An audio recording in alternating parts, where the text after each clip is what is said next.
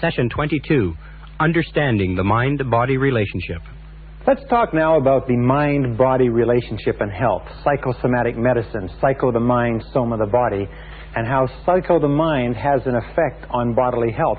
Back in 1920, a doctor wrote a controversial article where he suggested that as much as 20% of physical ailments were caused by mental disturbances or unhappiness, mental causes.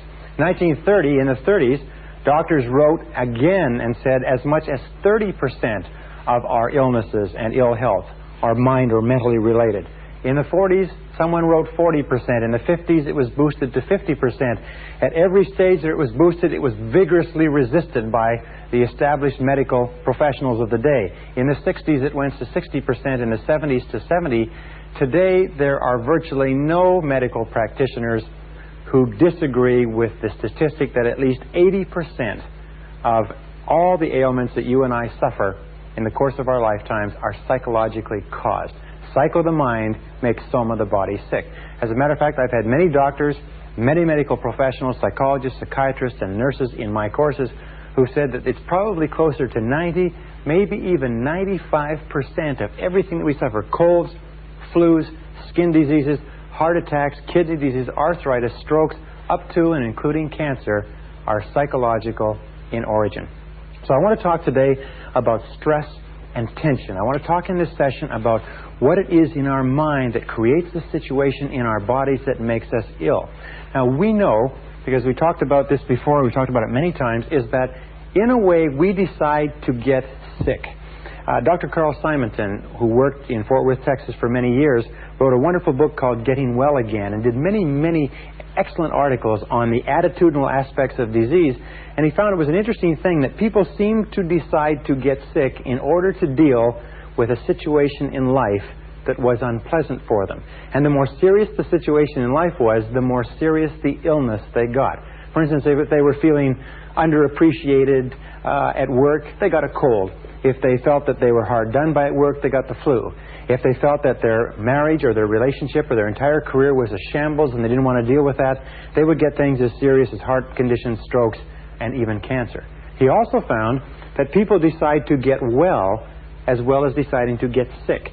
And that as soon as a person decided to get well, all the power of modern medicine and all the power of the body's immune system would come to work to make them better again.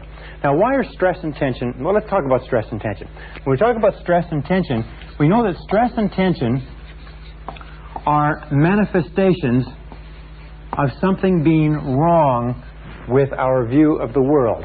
Stress and tension are the outward manifestations of our being unhappy with some aspect of our lives.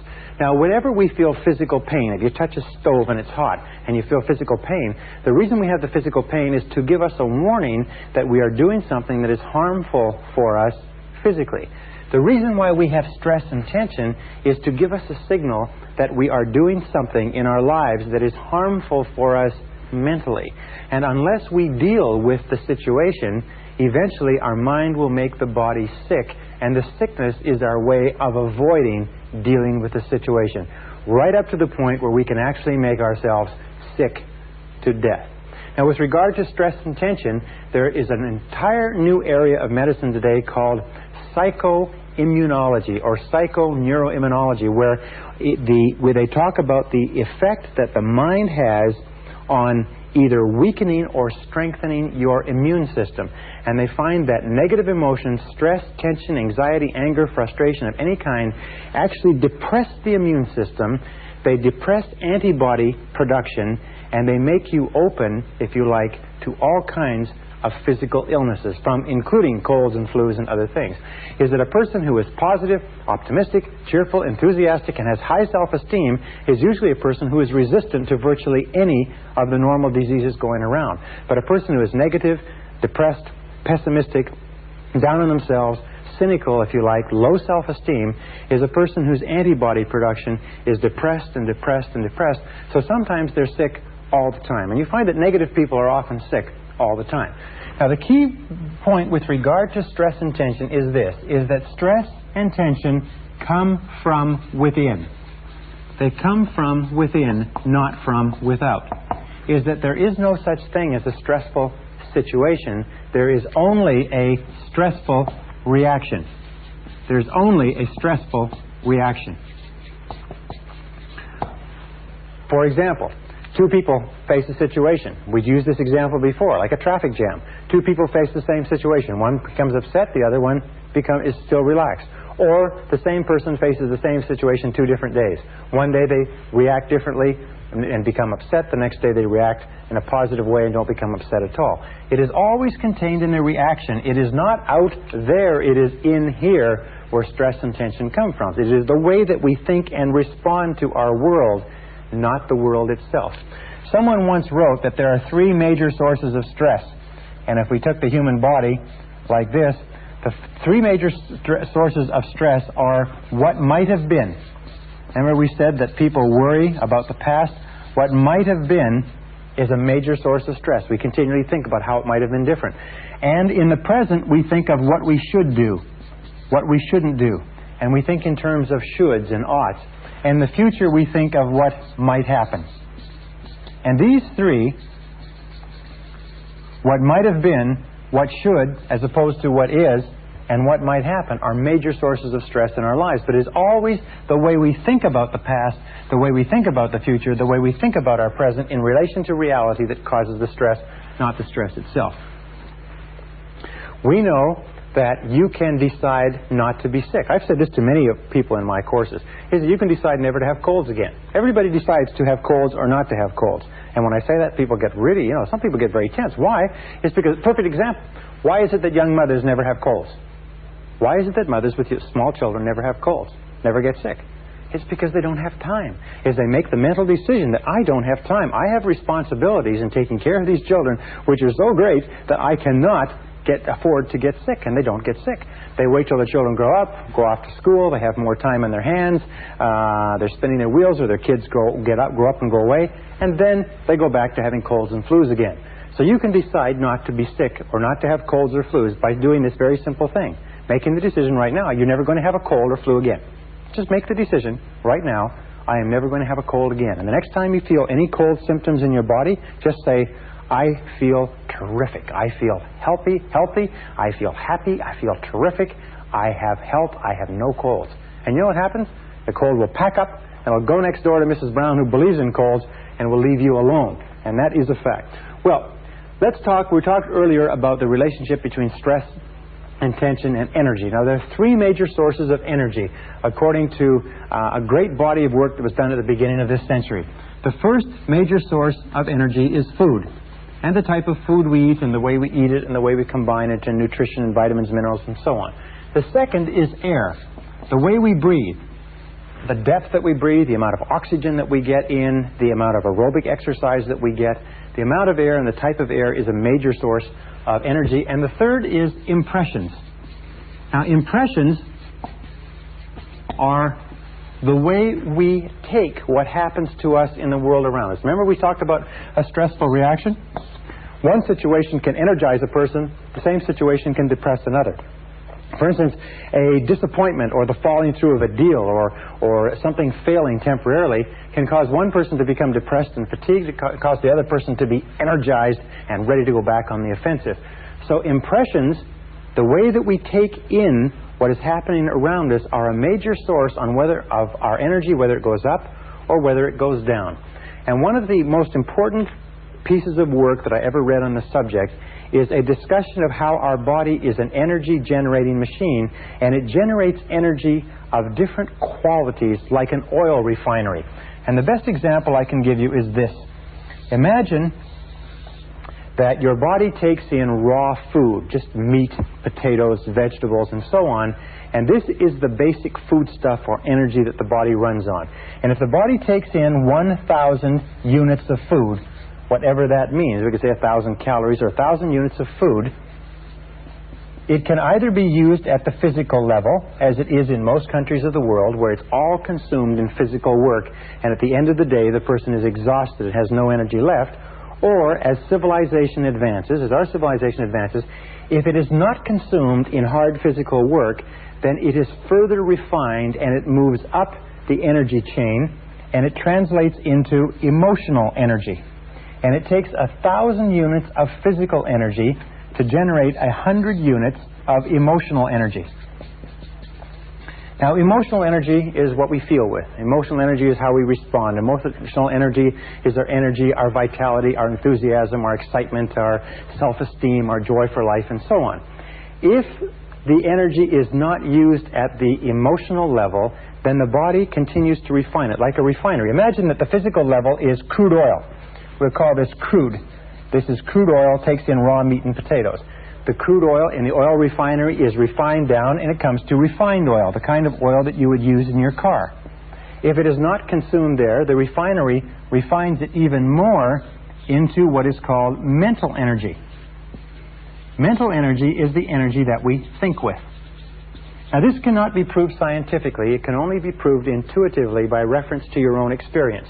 This would be the equivalent of gasoline, where refined oil is further refined, but it takes 1,000 units of crude oil to get 100 units of refined oil to get 10 units of gasoline. And if it's not burned up at the mental level, then it goes up and it becomes 1 unit of what is called psychic energy, or what is often called creative energy.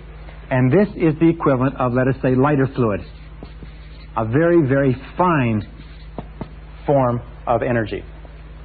Now, what happens? Well, we know that if we work physically very, very hard at a sport or work in the yard or do something else, at the end of the day, we're exhausted. Have you ever been so tired at the end of a day that you don't have time, you don't want to argue, you don't want to make a decision, you don't want to get in anything, you're just physically exhausted and all of your energy is burned out? Well, this is because we burned it all up at the physical level. However, in most of our professions or jobs today, we don't burn up all of our energy at the physical level, so it rises to the emotional level. When we have emotional energy, we look for an outlet, and our outlet is almost invariably our relationships. It can be other things, but almost invariably it's our relationships. We find an interesting thing is that positive emotions, if our emotions are positive, enthusiastic, joy, happiness, excitement, that we burn up very little of this energy, and the energy moves up into mental energy. If our mental world is positive, if we're working on positive projects, if we're working on projects that are really interesting and challenging to us, then we develop this energy, again, being positive, moves up higher, and we develop psychic energy. And psychic energy is the energy of creation, where we come up with ideas and we have inspirations and we're enthusiastic and we're motivated and so on. However, the biggest problem, and this is the key, is that most people burn up all their energy at this level, at the emotional level. They don't use it at the physical level because they don't work hard enough, but at the emotional level, they burn it all up, so they have little energy left at the mental level and almost no energy left at the psychic level. And as we said before, that you are a mind with a body to carry yourself around in. Everything that you are or ever will be as a result of how you use your mind. If all of your energy is burned up at the emotional level through negativity, fear, anxiety, stress, tension, anger, whatever else it happens to be, if it's all burned up at the emotional level, you do not have any of what are called the higher forms of energy with which to make a great life, with which to make a wonderful life, to engage in happy, joyous activities, to be creative, to find solutions, to set goals, to believe in yourself, and so on and so forth. The reason why less than 5% of the population fulfill their potential in any given generation is that most of them are completely preoccupied with what is called the expression of negative emotions. And this is the key. It is the expression of negative emotions that burns up all of our energy at lower levels, so we do not have the energy at the higher levels with which to fulfill our potential. We said earlier that a positive mental attitude is essential for success, that 85% of everything that happens to you is going to be attitudinal, that 85% of your success is going to be caught up in the quality of your interactions and your relations with other people. In other words, 85% of your success in life is going to be involved in positive emotions. However, if you burn up all of your emotional energy at this level in the expression of negative emotions, talking about negative things, talking to yourself about negative things, thinking about negative things, discussing negative things, criticizing, condemning, complaining, and so on, if you do that, then what happens is you have no energy to come up here, and here is where the great joy, the great happiness, the great success of life is involved. So what is the solution? The solution to high levels of energy, happiness, inner peace, loving relationships, living a long time is to eliminate the expression of negative emotions. Eliminate the expression of negative emotions.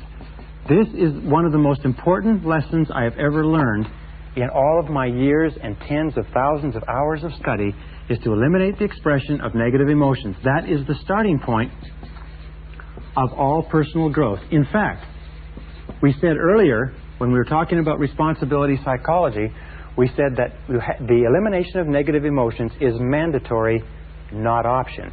The elimination of the expression of negative emotions is the starting point of killing the negative emotions.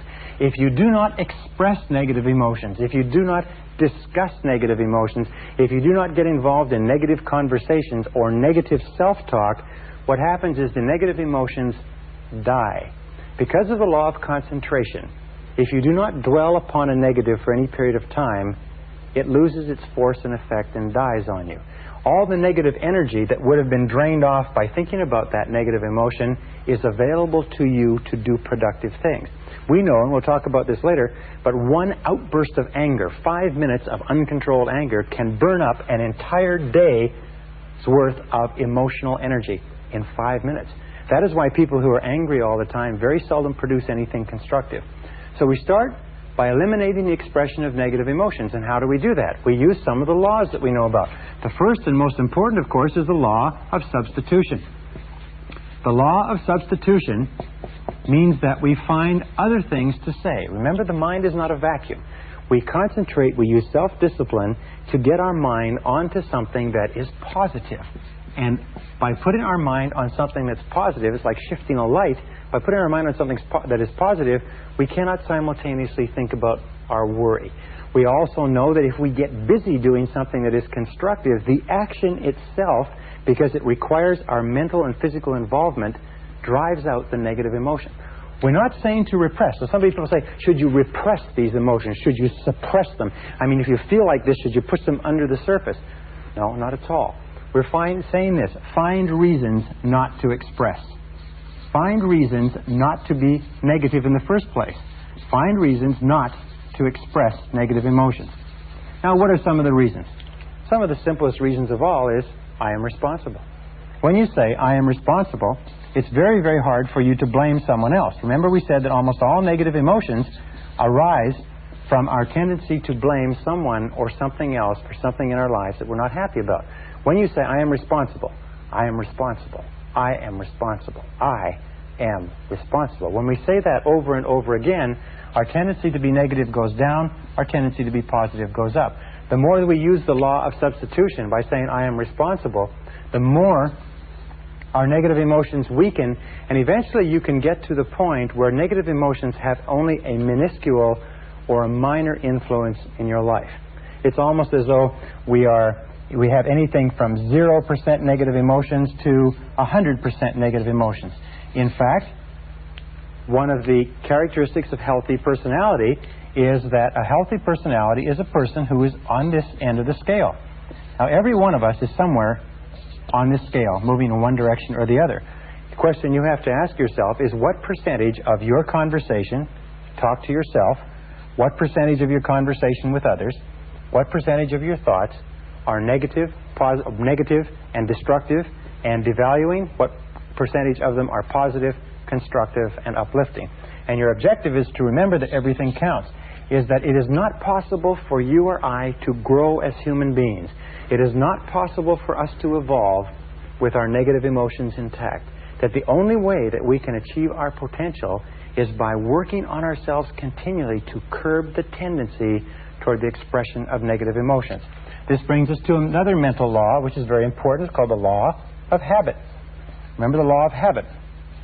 The law of habit says that if in the absence of some external influence, we will go on acting the same way indefinitely. The expression of negative emotions is a habit. The expression of negative emotions is the primary reason why people fail to fulfill their potential. The expression of negative emotions is the #1 reason why people fail in life. Why? It's because the expression is the outward manifestation of the inner mental condition. As we express negative emotions, and sometimes we suppress them, or we repress them, or we hold them inside, as we suppress or repress negative emotions, or express them externally, they have exactly the same effect. Remember, we talked about the law of expression? The law of expression says that whatever is impressed is expressed. That means that whatever we impress on the subconscious mind, through pictures, through words, through the things that we read, is expressed in our reality in that it manifests and becomes a part of our physical world. But we also talked about the law of reversibility. Remember, the law of reversibility says that just as the objective state creates the subjective state, in other words, the achieving of the goal gives us the feeling of being a winner, it also says the feeling of being a winner enables us to achieve the goal. The law of reversibility says that whatever is expressed is impressed. So that whatever you are saying to yourself or to other people, you are impressing on your subconscious mind, and it will simultaneously be expressed as a part of your reality. If you can understand this, I spent something like 1,000 hours studying this subject to get my mind around it. And I looked around me, and I've traveled all over the world. I looked around me and look at all these people that are unhappy and struggling and not successful, and I'm trying to figure out what it was.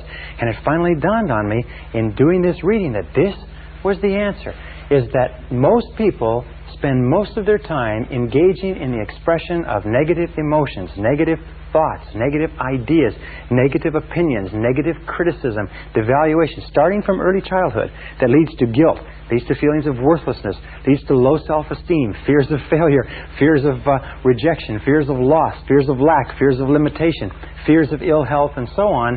The expression of negative emotions is the key to understanding success and failure. So when we talk, as we have talked many times before, when we talk about how important it is to have a positive attitude, sometimes people will take this discussion that we're having and they'll say, well, that's just positive thinking. You're just doing positive thinking. I said, yes, but positive thinking equals mental health. Negative thinking equals mental illness. When we were talking about reprogramming your mind for success, we're talking about software for the brain, we talked about the importance of the reference group. The reference group are the people that you associate with. If you associate with people who habitually express negative emotions, it is the same as associating with people who have a communicable disease.